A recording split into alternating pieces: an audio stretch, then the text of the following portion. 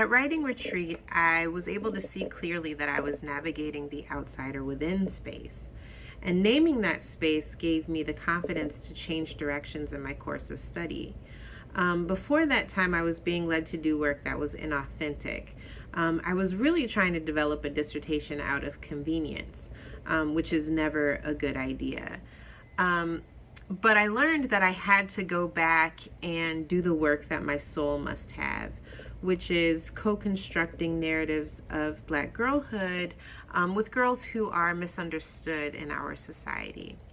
But in a neoliberal context, my decision to make this move really took place late in the game, and it was, sort of looked at as not a very smart idea. But I had to do what was right for the situation. I couldn't move forward.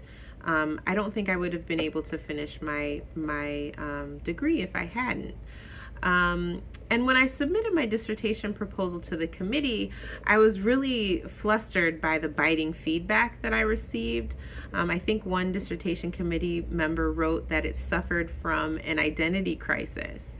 And I became very discouraged by that. But sensing my loneliness, and I think sort of the intuitive space that comes from researchers who occupy the liminal, Dr. Fernillier invited me to her home really to nurture me. We talked through every point of feedback that I had received, but even still towards the end, I really questioned whether I could achieve this accomplishment. And I remember that the spirit in the room really shifted. And Dr. Fernillier really, looked at me very intensely and called me to remember to whom I belonged. She really drew upon our ancestors to remind me that giving up was not an option. I could be overwhelmed, I could be frustrated, I could take as much time as I needed, but I couldn't give up on the work that I had been called to do. And I recognize now that she was reminding me that I was not the first nor the last to navigate the murky terrains of obtaining the PhD. And she was also reminding me that our foremothers endured far more than I ever had, on the uncertain hope that I could one day enjoy a life of the mind.